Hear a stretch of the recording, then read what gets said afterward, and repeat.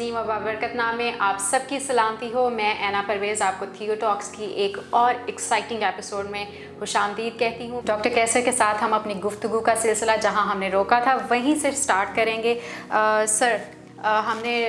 ایتھنیشیس کی ڈیتھ کا ذکر کیا آپ نے پچھلی ایپیسوڈ میں. تو کیا ایتھنیشیس کی ڈیتھ کے بعد جو اس کی لیگیسی تھی وہ کس نے اس کو کیری فارورڈ کیا، اور کیا اس کی ڈیتھ کے بعد جو ہے کوئی ایسی چیز سامنے آئی تھی کہ جس سے اس کی لیگیسی جو ہے وہ آگے بڑھتی رہتی اور جو لٹریچر اس نے پروڈیوس کیا تھا وہ لوگوں کے کام آتا؟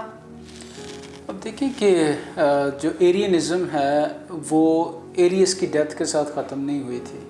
اور وہ چلتی رہی. جب ایتھنیشیس کی اپنی زندگی کافی زیادہ مشکلات، ہم نے پچھلی دفعہ ذکر کیا کہ وہ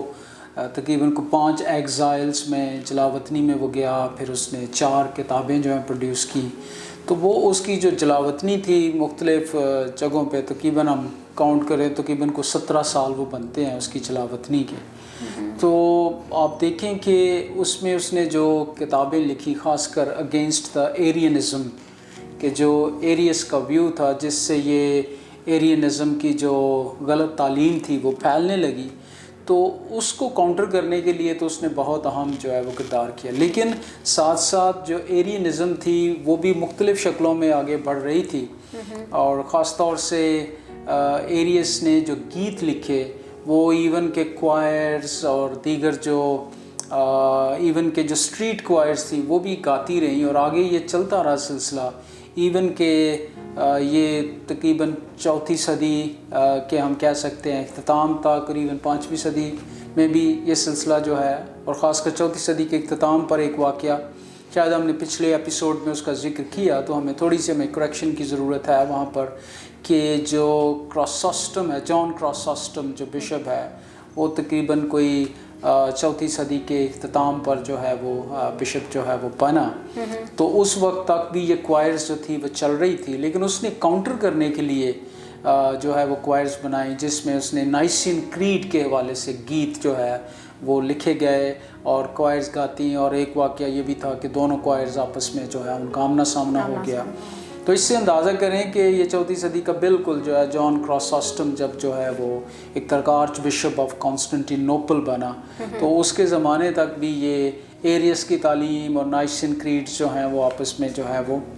ان کی تعلیم کا ٹکراؤ جو ہے وہ ہوتا رہا. تو آپ اس سے اندازہ کریں. لیکن جو ایتھنیشیس کی لیگیسی تھی وہ آگے چلتی رہی، اور خاص کر جو لوگ جو اس نے کام کیا اس کے بعد آنے والے جو خاص جن کو ہم کیپیڈوشین فادرز کہتے ہیں، جس میں بیزل ہے جو سسریا کا تھا، اس کے بعد گریگری آف نیسا، وہ نیسا کا بشپ تھا، اور پھر گریگری آف نائزیان. تو ان کو کیپیڈوشین فادرز جو کپدوکیا کے علاقے ان کے نام سے یہ جانا جاتا ہے. انہوں نے بھی ایتھنیشیس کے کام پر کہہ سکتے ہیں کہ اور زیادہ آگے اس کو وہ لے کر اس لیگیسی کو وہ بڑھے، اور انہوں نے خاص طور پر خدائے ثالوث کو سمجھنے میں بڑی مدد کی. کیونکہ جو ایسٹرن چرچ تھا وہ تو یونانی زیادہ بولتے تھے ایسٹ میں، اور ویسٹ میں جو ہے وہ زیادہ لیٹن بولتے تھے. تو اب ان ٹرمز سے جب وہ ان چیزوں کو ایکسپلین کرنے کی کوشش کر رہے تھے تو اس سے کنفیوژن بھی پیدا ہو سکتی تھی. تو ان فادرز نے یہ جو 3 جو کیپیڈوشین فادرز ہیں، انہوں نے ایک بہت بڑا رول پلے کیا کہ ان ٹرمز کو یونانی اور لاطینی کو سمجھنے میں، ان کی روشنی میں اس بات کو جو ہے پیش کیا کہ ہم خدائے ثالوث کی ذات کو کس طرح سے سمجھ سکتے ہیں. تو ہم کہہ سکتے ہیں کہ ٹرینٹی والا جو ایک مین مسئلہ تھا اس کو کیسے سمجھا جائے، وہ ان فادرز نے جو ہے وہ سمجھانے کی کوشش کی. کافی جو ہے وہ مدد کی، کہ خاص کر جیسے ایرینزم کا تھا کہ بیٹا جو ہے وہ مخلوق ہے، وہ تخلیق کیا گیا، کوئی ایسا وقت تھا جب وہ نہیں تھا. تو اس کو بھی کاؤنٹر جو ہے وہ کیا گیا. اس کے بعد اور طرح کی تعلیمات جیسے سبیلینزم ہے، تو سبیلینزم جو ہے وہ اس کی جو تعلیم تھی جس کو ماڈلزم بھی کہتے ہیں، کہ باپ ہی جو ہے وہی بیٹا بنا، بیٹا ہی پھر روح القدس بنا. تو اس کے 3 جو ہیں وہ روپ ہیں، 3 جس طرح سے کسی نے ماسک پہنا ہوا ہے، تو خدا باپ ہے، پھر خدا بیٹا ہے، اور خدا روح، وہ ایک ہی ہے. تو اس طرح سے بھی انہوں نے سمجھانے. لیکن جو کیپیڈوشین فادرز انہوں نے کہا نہیں، کہ ہم خدا باپ کی جو پرسن ہوڈ ہے، جو خدا بیٹے کی اور خدا روح القدس کی جو 3 اقانیم ہیں وہ مختلف تو ہیں، لیکن ایک کیسے وہ ہیں. तो जैसे इसको हम इस तरह से समझ सकते हैं कि जैसे सूरज है, ठीक है, और इसको जो है जैसे उसके अंदर हम कहते हैं हीट है, लाइट है, एनर्जी है, लेकिन वो सूरज का पार्ट, तो इस तरह से उन्होंने इसको जो है वो समझने की कोशिश। तो हम इसको मैं एक और एग्जांपल देना चाहता हूँ, जैसे हम कहते हैं सिंपल यूनिटी और कॉम्प्लेक्स यूनिटी। तो दोनों यूनिटी है, लेकिन एक कॉम्प्लेक्स है और एक सिंपल है। मैथमेटिकली हम कह सकते हैं जैसे 1 + 1 + 1 तो = 3 आ जाएगा। ये है सिंपल यूनिटी कि 1 + 1 + 1 तो 3 के बराबर है, तो सिंपल। लेकिन जब हम कहते हैं 1 को ज़रब दें 1, फिर 1 के साथ, यानी 1 × 1 × 1 जितने भी हम करें वो 1 ही आता है। तो ये एक, इसको हम कहते हैं कॉम्प्लेक्स यूनिटी है। इत्तेहाद तो है लेकिन कॉम्प्लेक्स, इसको समझने में थोड़ा, बिल्कुल खुदाए सालूस का भी इसी तरह से है कि ये कॉम्प्लेक्स यूनिटी है। यूनिटी तो है लेकिन ये कॉम्प्लेक्स है, यानी इसको इतनी आसानी के साथ हम उसको खुदा की ज़ात को जो है बिल्कुल सिंपल वे में नहीं, बल्कि उसके अंदर कॉम्प्लेक्सिटी है। और इवन के 5वीं सदी में जैसे ऑगस्टीन जैसे बहुत बड़े बड़े थियोलॉजियंस वो भी रेसल करते रहे कि खुदा की ज़ात को हम कैसे समझें। तो वो इस नतीजे पर ही पहुंच गया कि हम खुदा की ज़ात जो है वो इतनी लामहदूद और इतनी जो है वो इंसान की पहुंच से मुबरा है, तो उसको हम एक महदूद ज़हन के साथ इतनी आसानी के साथ क्यों समझ सकते हैं, कैसे समझ सकते हैं। तो यही हम देखते हैं कि इन कैपेडोशियन फादर्स ने भी जो मदद की, और ये काउंसिल जो है फिर 381 जिसको हम 381 में कंस्टंतुनिया की जो काउंसिल है, वो नाइसिया का एक तरह से कह सकते हैं कि सेकंड उसको जो है पार्ट कह सकते हैं, इसलिए क्योंकि जो नाइसियन क्रीड था, जो नकाया का अकीदा था, उसको और ज़्यादा उसमें जो है वो बेहतर, उसमें जो और क्लॉजेस थी उनको बेहतर बनाया गया। खुदा बाप, खुदा बेटे और खुदा रूहुल कुद्स के तौर की क्लॉजेस को भी जो है बिल्कुल। तो अभी जो हमारे पास क्रीड है जिसको हम नकाया का अकीदा कहते हैं, वो बेसिकली 381 की जो कंस्टंतुनिया की काउंसिल है उसमें उसको रिफ़ाइन किया गया, उसमें और उसको जो है वो चीज़ें जो क्लियर नहीं थी या लोगों के लिए बुहाम था, उसको उसमें जो है वो क्लियर किया गया। तो अभी जो हमारे पास नकाया का अकीदा हम कहते तो उसको नकाया का अकीदा है, लेकिन बेसिकली वो कंस्टंतुनिया की काउंसिल में जो 381 में, तो हम इसको अंग्रेज़ी में अक्सर कहते हैं जी ये नाइसियन कॉन्स्टेंटिनोपल्टन क्रीड है, यानी दोनों काउंसिल 325 और 381 की काउंसिल में वो मुकम्मल जो है। तो उसमें इन कैपेडोशियन फादर्स ने, जिसमें ये बेज़ल है, और वो तो उस वक्त तक उसकी काउंसिल से पहले उसकी डेथ होगी, लेकिन ख़ासकर जो ग्रेगरी ऑफ नाइजियान है उसने, और साथ उसके ग्रेगरी ऑफ नीसा, इन्होंने उस काउंसिल में ये जो अकीदे में मदद की लोगों को समझने की, ग्रीक टर्म्स को भी और साथ लैटिन, तो दोनों यानी मशरकी कलीसिया और जो मगरबी कलीसिया है उन दोनों को इस मसले को समझने में इन्होंने बड़ा प्ले किया रोल। और इसमें यकीनन जो एथेनेशियस है उसका जो काम है वो बुनियादी हैसियत का हामिल है, बुनियादी लिटरेचर कह सकते हैं कि जिसको इस्तेमाल करते हुए इस कन्वर्सेशन को आगे ले जाया गया। हाँ, यानी वो भी है, लेकिन बुनियादी लिटरेचर तो उनके पास जो रसूलों का, खासकर जो कैनन है, ठीक है, जो खुदा का कलाम है, जिसको हम कहते हैं कि जो इंस्पायर्ड है, जो इल्हामी है, जिसमें रसूलों के जैसे अनाजील हैं, उसके बाद रसूलों के खतूत हैं, तो वो बुनियादी जो है रोल उसने प्ले किया। और उसके ऊपर यकीनन फिर जो है मदद की एथेनेशियस के लिटरेचर, और उसके बाद दीगर जो उलमा थे, और बाद में ये कैपेडोशियन फादर्स ने आके उसमें बड़ा रोल प्ले किया। सर, आपने सिबिलियनिज़म का जिक्र किया, तो इसके अलावा भी कोई और ऐसी चीज़ें थीं जो इमर्ज हुई इसी काउंसिल के दौरान? कोई और मॉडल्स लोगों ने प्रेजेंट किए हों, या कुछ और पर्सपेक्टिव्स जो हैं वो ट्रिनिटी के हवाले से पेश किए गए हैं? इसको समझने के लिए जैसे मैंने कहा कि एरियनिज़म तो था, फिर उसके बाद ये सिबिलियनिज़म जिसको मॉडलिज़म भी कहते हैं, और उसके बाद एक और जैसे अडॉप्शनिज़म है, यानी वो इस मसले को इस तरह सुलझाने की कोशिश कर रहे थे कि यीशु मसीह जो है वो इंसानी पैदा हुआ, इंसानी था, लेकिन जब वो उसका बपतिस्मा हुआ तो फिर खुदा ने उसको अडॉप्ट कर लिया, इसीलिए इसको अडॉप्शनिज़म, जैसे ले पालक होता है तो उसको अपना बेटा बना लिया। और ये भी बड़ी अजीब सी तालीम थी और बिल्कुल खुदा के कलाम के मुनाफी थी। तो मकसद इन क्रीड्स को पढ़ने का, जैसे नकाया की काउंसिल का, नकाया का अकीदा है, उसको पढ़ने का जो मकसद है, मकसद ये है कि हम अपने ईमान को शफाफियत के साथ, کہ ہم کیا بلیو کرتے ہیں. نہیں تو کہیں گے جی ہم تو بیٹا اس کو ایسے مانتے ہیں جیسے اڈاپشن ہے, یعنی لے پالک بیٹا ہے جیسے, لیکن وہ تو اس کی جو ایگزسٹنس ہے وہ اٹرنل ہے, ازل سے ہے, وہ کو ایگزسٹ کرتا ہے خدا باپ, خدا بیٹا اور خدا روح القدس. تو خدا کے الہام کو اس طرح سے جو بائبل مقدس میں بڑا واضح ہے اس کو سمجھنے کے لیے اس طرح سے ابتدائی کلیسیا کے اندر یہ ڈبیٹس چلتی رہیں تاکہ لوگ جو ہیں وہ اپنے ایمان کو بہتر طور سے جو ہے وہ سمجھ سکیں. تو یہ اسی لیے پھر اس کو ہم کہتے ہیں یہ آرتھوڈکس عقیدہ جو ہمارے سامنے ہے, یعنی جو سچا ایمان ہے وہ ہمارے سامنے جو ہے ان کریڈز کی روشنی میں ہمارے سامنے جو ہے وہ آیا تاکہ لوگ اس کو سمجھ سکیں کہ ہم کیا بلیو کرتے ہیں. مزید کلیئرٹی کے ساتھ تھینک یو سر. اور اس کے ساتھ ہی میں یہ بھی سوال کرنا چاہوں گی کہ کیا یہ عقیدہ پورا جو ہے, کیونکہ پہلے والی جو نائسین کریڈ آپ نے ذکر کیا, اس جو نائسیا کی کاؤنسل ہے اس میں کچھ حصہ اور مکمل شکل جو ہے وہ اسی کاؤنسل میں جو ہے وہ سامنے آتی ہے. تو اس میں سر کون سی ایسی چیز تھی جو وہ ان زیادہ جس کے اوپر فوکس کر رہے تھے اس والی کاؤنسل میں؟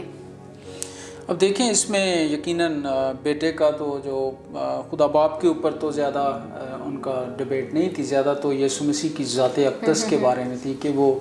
مسیح کی جو ذات ہے وہ کیا ہے, کیا وہ الہی ہے, انسان ہے, کیسے الہی ہے, کیسے. تو یہ ساری ڈبیٹ اسی کے اوپر جو ہے بیس. تو اسی لیے آپ دیکھیں گے اس میں جو سب سے بڑا حصہ ہے وہ خدا بیٹے کے بارے میں کہ وہ کیسے ہے, وہ کیسے الہی ذات کا جو ہے وہ مالک ہے.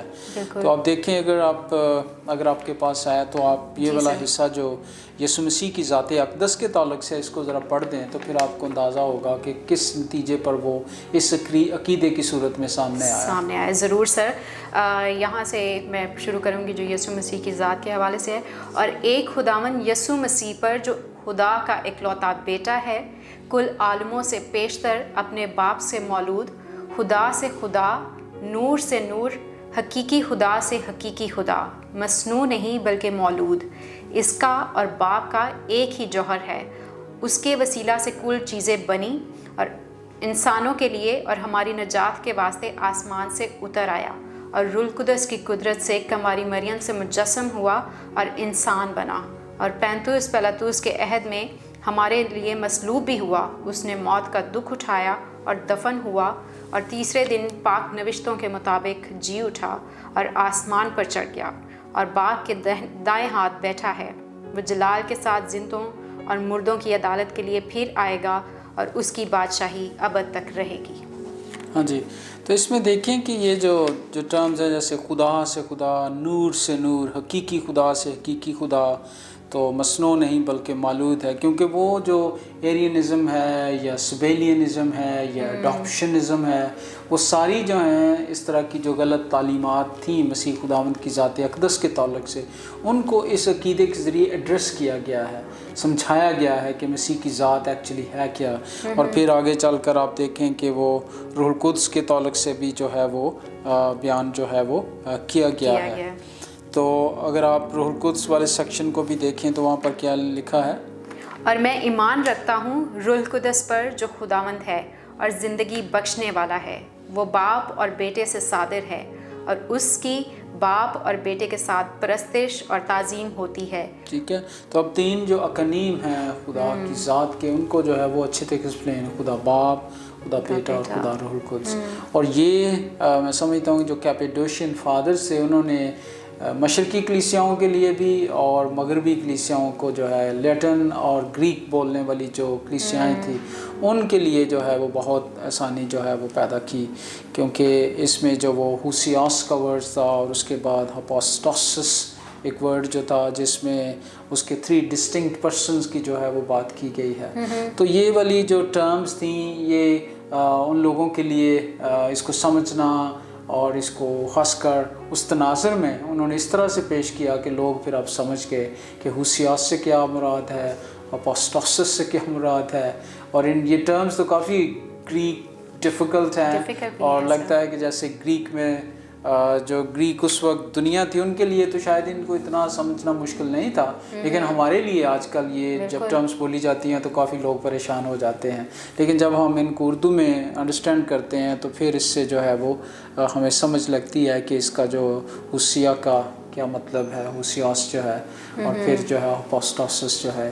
تو ان ٹرمز کے ذریعے سے اگر جو کرسچن تھیولوجی ہے وہ ڈیولپ بھی ہوتی ہے، انہی کے اوپر آگے چل کر ہم جو ہے وہ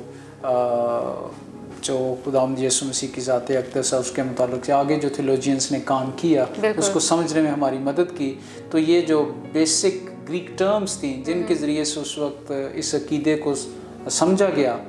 انہوں نے آگے چل کر جو ہے وہ اگلے آنے والے تھیولوجینس کی جو ہے مدد کی کہ وہ اس کو اور ایکسپینڈ کریں، سمجھنے میں مدد کریں. سر پہلی کاؤنسل جو ہے وہ تو بادشاہ نے بلائی تھی، جو وہاں کا بادشاہ تھا کانسٹنٹین کا. یہ والی کاؤنسل کس نے بلائی اور اس ٹائم پہ بادشاہ کون تھا؟ کیا وہ اس کی حمایت میں تھا اس کاؤنسل کے ہونے کی یا کیا؟ کیونکہ یہ ساری جو کاؤنسلز ہیں وہ بادشاہوں نے بلائیں. جو چرچ تھا وہ ایک طرح کا پوری امپائر کا جو ہے کرسچن ریلیجن بن گیا، تو اسٹیٹ اور ریلیجن کا، اسٹیٹ اور چرچ کا جو آپس میں کہہ سکتے ہیں کہ رول ہے وہ کافی ہمیں اس طرح سے دکھائی دیتا ہے کہ چرچ بھی اسٹیٹ بھی جو ہے وہ چرچ کو مینوور کرنے کے یا اس کو کہہ سکتے ہیں کہ اس میں کافی انٹرسٹ اسٹیٹ کا بھی تھا، یعنی بادشاہ کا، یعنی اس وقت جو رومن امپائر تھی اس کا ایمپرر. تو یہ جو پہلی کاؤنسل ہے 325 کی، وہ تو آف کورس کانسٹنٹائن اعظم جو ہے اس کے دور میں ہوئی، کاؤنسل آف کانسٹنٹین نوپل. تو یہ قسطنطنیہ میں اس کا جو ہے منعقد کی گئی، اور یہ تھیوڈوسیوس اول جو تھا وہ اس وقت ایمپرر تھا، اور اسی کے حکم سے یہ بلائی گئی. صحیح. سر یہ جو ٹرمز آپ نے بتائی ہیں ان کے بارے میں بھی مزید ہم آگے جاننا ضرور چاہیں گے، لیکن ابھی ہمارے پوڈ کاسٹ کا ٹائم ختم ہو گیا، تو پھر ہم اس کو اگلی ایپیسوڈ میں ضرور اس کے اوپر بات کریں گے. تو آپ لوگوں سے گزارش ہے کہ آپ کا اس پوڈ کاسٹ میں کوئی بھی سوال ہے تو آپ نے کامنٹس میں ضرور بتانا ہے، اور اس ویڈیو کو جو ہے وہ لائک کرنا ہے اور دوسروں کے ساتھ شیئر کرنا آپ نے نہیں بھولنا. اگلی ایپیسوڈ تک کے لیے ہمیں اجازت دیں. خدا حافظ.